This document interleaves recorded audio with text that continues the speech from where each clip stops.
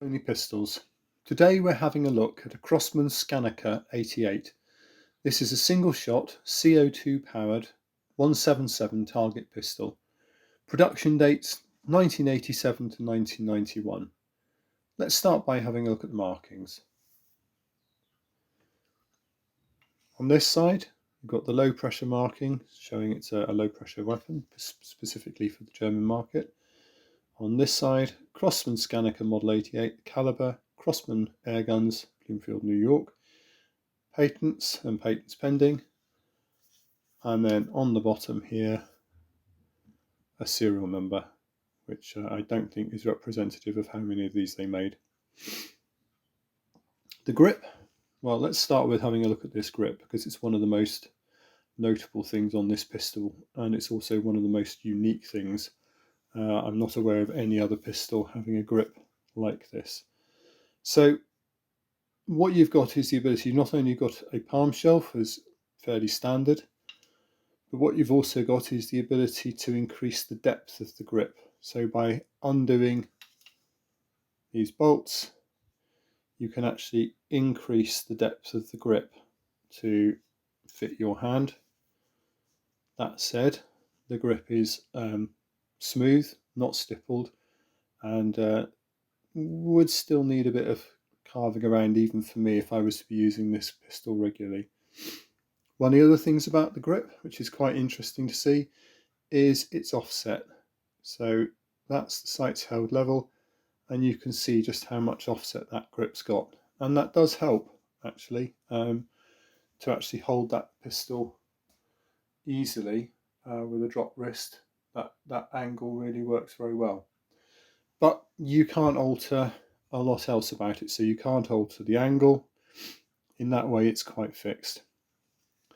Sights, very good, wide, very easy to see, straightforward. You've just simply got a plate with a notch in it, and you get spare plates with different size notches so you can set it to what you want. And you can see you've also got the facility there to adjust it for course elevation independent of the windage and elevation, which are both clearly marked and click adjustable. The foresight is a triangular piece, so by undoing that set screw there you can change those round to give you different sizes of visible foresight. Very, very adaptable. The barrel, we'll have a look at the barrel from the muzzle end, and the barrel is actually carried in a tube. So there is a separate tube that the barrel sits in, and that is then pivoted, and we'll touch on that in a minute. Trigger, fully adjustable as you would expect on a pistol of this nature for everything, including for reach, rotation of the trigger shoe. So a fully adjustable trigger, as I said, what you would expect on a pistol of this type. It's designed as a 10-meter pistol. So loading it with CO2. It's a bulk filled CO2, and it takes 40 grams of CO2, but it has, again, one of the most unique methods of loading CO2, and I don't think anybody else has copied this. So there's your CO2 cartridge. Basically you've got a steel tube with threads at both ends. The way you fill it with CO2, take that cap off. This adapter would be screwed onto your CO2 source. I use a old CO2 fire extinguisher. So you screw that on to the adapter like that, and then this is the end that normally fits onto the pistol, and what you have is this nut here, which has got that tube which goes down and depresses the valve at the bottom of there. So with it fitted onto a CO2 canister with the lever depressed, you screw that in, opens the valve, and it allows the CO2 to travel through from the CO2 bulk supply through the canister, and you leave that open until you start seeing a stream of liquid CO2 coming out, and then all you do is unscrew that, which closes the valve. Take that off, unscrew it from the adapter, put that cap back on just to keep the thread tidy,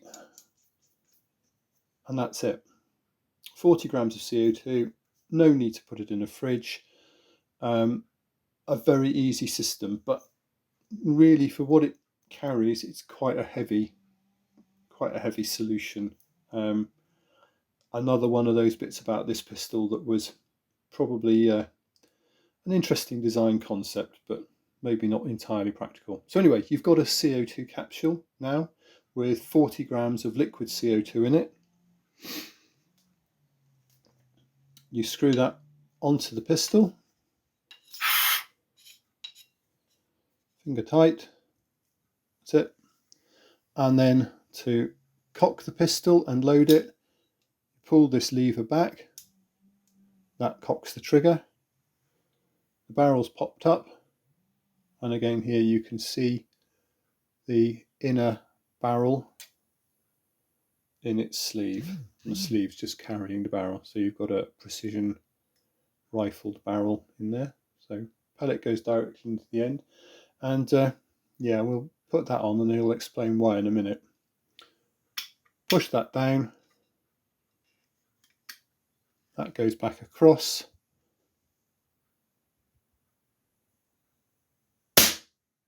and it fires. Now, the reason for that bit of string is that should just pop up, but one of the other features about this is that you've got a breech plug here, breech seal, and behind that you've actually got an adjustable breech face, so you can actually screw it in and out to make that work.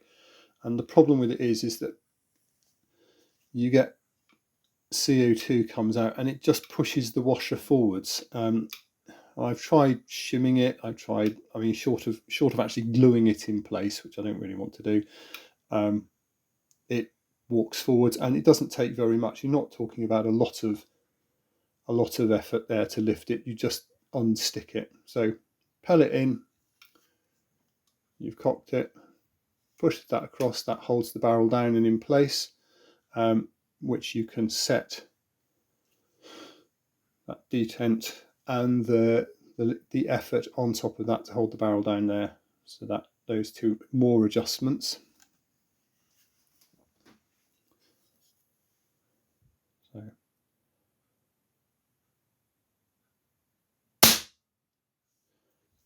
off it goes. Velocity wise, these were known for being speed freaks in their day. You know, you'd got pistols that typically were kind of, and people thought, you know, 450 was pushing it. These things came out, they were doing 600 feet per second. This one's turned down a bit, but they were doing 600 feet per second. And I think the idea behind it was coming from the co-designer who came from the world of free pistol, and his view was the shortest length of time that pellet is in the bore was going to give you the best result, because it would reduce the amount of time between your pulling the trigger, squeezing the trigger, gun going off and the pellet exiting, and you being able to have any further influence on the pellet. But it makes for quite a loud pistol, quite a lot of gas. So other things with this, it's a stilling tube, so the CO2 comes through. You've got this here, which is basically a void, and then the valve works on the back of that to knock it open, and that releases the CO2 gas. So it's a very consistent pistol, and it actually is very good on gas use, but it's yeah, it's not the most refined. Accuracy, not particularly good. I mean, it can, it will. There's nothing wrong with the inherent accuracy of the pistol. I'm sure if I clamped it into a vise, you'd probably end up with a ragged one-hole group. The issues are the ergonomics. The grip really does need further kind of adjustment. It's not stippled, it's smooth. And the trigger. And the trigger is probably one of the bigger issues, because actually it's very mushy. And you really don't get any notice of when it's going to release. You don't reach a point where you think, right, I'm now holding this and a little bit more pressure, it's going to go. So you don't get that. So otherwise, let's have a look at the rest of it then. So you've got aluminium and steel, and you've got a frame here that everything is mounted into for the barrel, and that comes all the way back up through. So you've got all of the workings for the valve work, which are all in behind here, valve and trigger. So you can take that off, it's very easy to get at. You've got that flip up barrel, which locates very nicely, and you've got a nylon spacer there, just holds the barrel in place. So it's more than capable of the accuracy, it's just quite difficult to use. So where did it come from? Well, the Crosman Skanaker. So Ragna Skanaker was a Swedish pistol champion, predominantly free pistol. And he was involved with Crosman in making or co-designing this pistol. And by all accounts, it took quite a long time. And I think there were a lot of compromises made. And if they'd ever kind of got to a Mark II, I think it might have been improved. But by the time they'd finished it, released, as I said, in 1987, you'd started to get a lot of really top-end manufacturers, Steyr, Walther, Marini, producing pistols, and they were manufacturers who were more known for being target pistol manufacturers. Crosman, hey, they make plinkers, don't they? So when they turn up and make this, everyone looks a bit at it. There's a lot of good points, but equally there's some fairly negative ones. And it was expensive. Even by comparison with other 10-meter target pistols, it was expensive. And if you were putting down that amount of money on something that's quite untested, untried, not got a lot of pedigree to it on accuracy for 10-meter precision target shooting, you were taking a bit of a risk. And I did hear that, by the time they finished production, that dealers had these hanging around for years. And this one, I know, actually was brought back into the UK by somebody who was in New York on a business trip, went into a gun dealer's, saw this in the counter, heavily reduced, nowhere near the nearly $800 that it would have been originally, and absolutely unused, brought it back into the UK, and then barely used it himself. So it's probably one of the few guns I've got that's actually in its original packaging with all the cardboard overlays and everything else. I mean, it effectively is unused, though it has been resealed. So it's frustrating.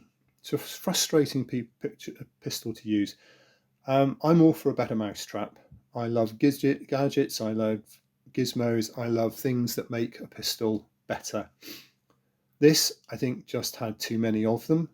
They weren't thought through, they weren't finished properly, and ultimately I think that's what let it down. It never got to a Mark II.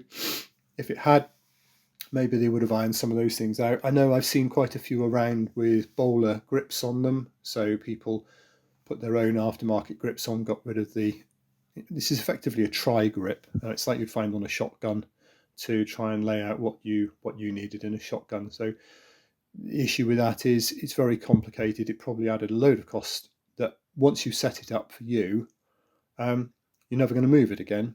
You would have been better off producing 3-sized grips and accepting people are going to carve them about to make them fit. So it's interesting. There's a lot of features on there that make it a better mousetrap. But but just frustrating, as I said. That accuracy, you know it's capable of it, but that trigger is just mushy. You can't feel when it's going to go off, and that leads to kind of so-so accuracy. I mean, yeah, okay, if I spend a lot more time using it, it would probably tighten the groups up, but it's not easy to use. It doesn't make life easy for you. And then annoying things like having to have a piece of string under the barrel because the seal walks forward. It's just other stuff. It's a shame, because in theory it's a very intuitive pistol to use. That action of just cocking it open like that, if the barrel did come up, obviously really easy to put the pellet directly into the bore. That makes it nice and easy. It's being held in place easily.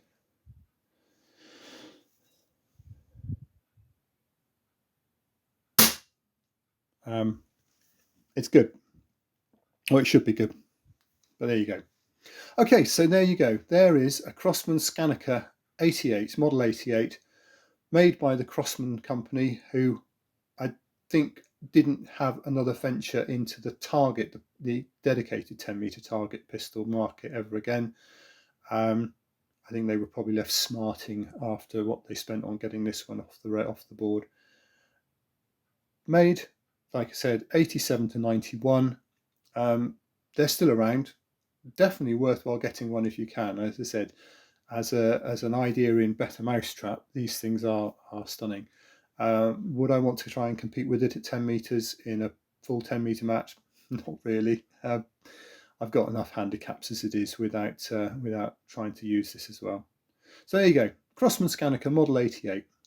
If you've liked this, then please like, share, subscribe, tell other people, and otherwise I'll see you again soon with another pistol. Thanks very much. Bye.